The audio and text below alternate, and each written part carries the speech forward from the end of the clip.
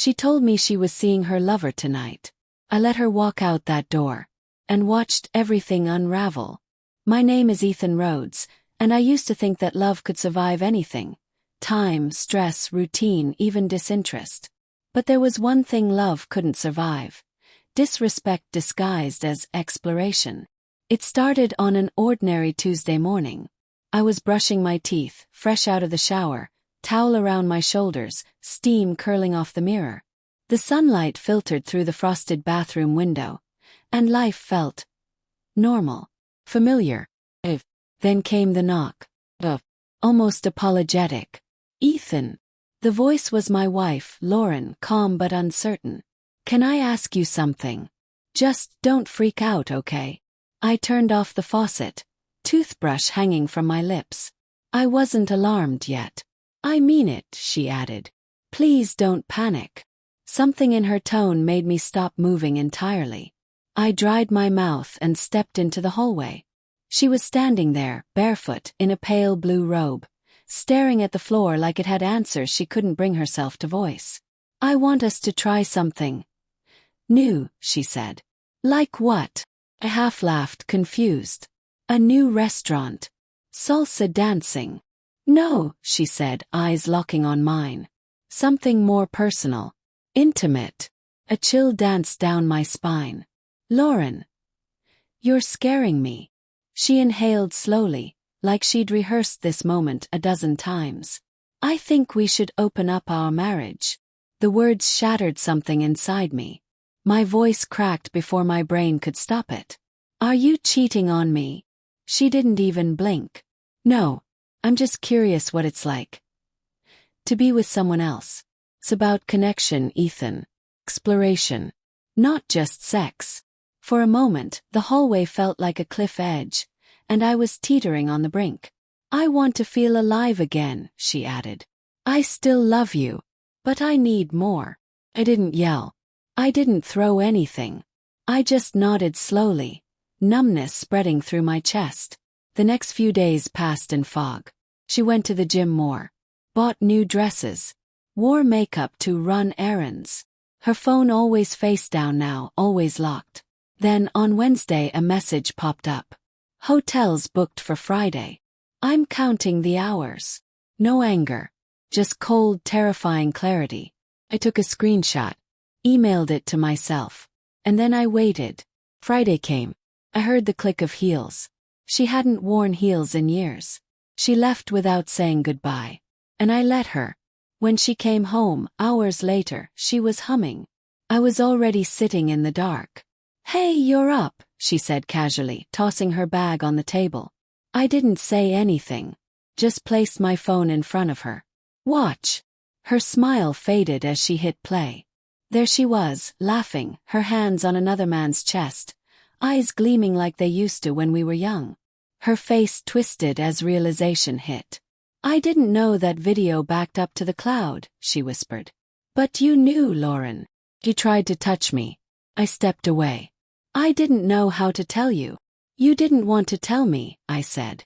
She collapsed against the bedroom door that night, sobbing. But I never opened it. I sat in the guest room and stared at our wedding photo, not in pain, just disbelief. And the next morning I acted. I sent the video and a one-line email to my lawyer. This is all we need. But that wasn't the end. It was the beginning. Became quiet. Dead quiet. I didn't argue. I didn't fight. I simply removed her from our joint accounts, sold the vacation house, canceled shared cards. I let her wonder. When she cried, I handed her tissues.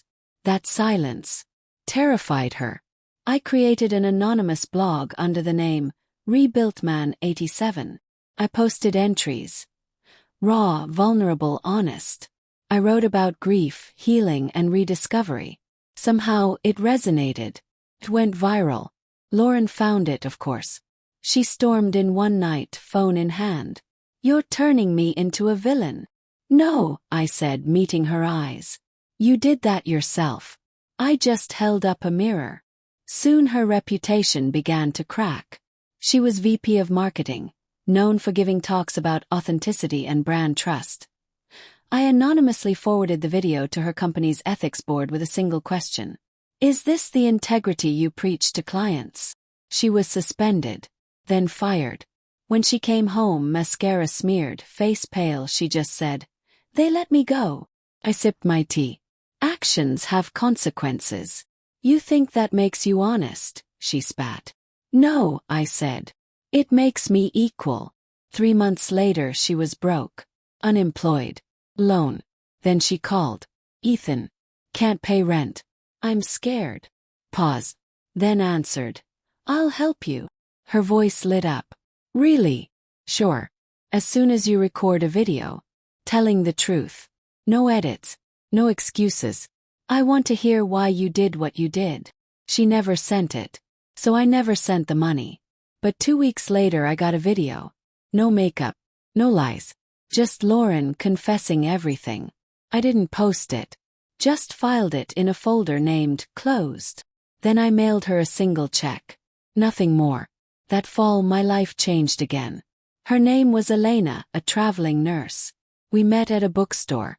She spilled her coffee on me and we laughed. She didn't ask for the full story. She just listened.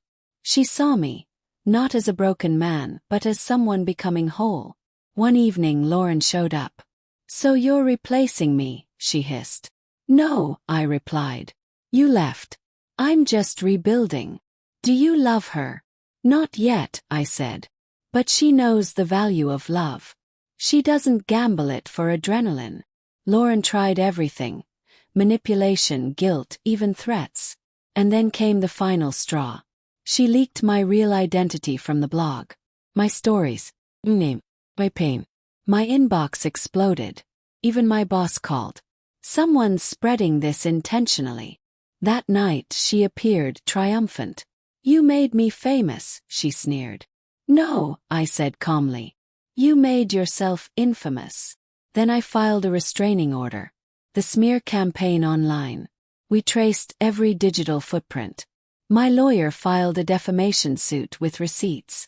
Months later in court, she looked like a ghost of her former self. The verdict, guilty. She had to pay damages and issue a public apology. She didn't cry. She just vanished. As for me, I went home. Elena was waiting, barefoot in the kitchen. Are you okay? She asked, handing me coffee. Better than okay, I said. And I meant it. A few weeks later I received a letter. From Garrett, Lauren's first serious boyfriend. She did the same to me years ago. I left quietly. But I read your story. She didn't deserve either of us. You're not alone. Smiled. Not out of sadness, but out of understanding. Because it wasn't about revenge anymore. It was about rebirth. Lauren wasn't my ghost anymore. She was just a chapter one had finished. And I was finally truly free.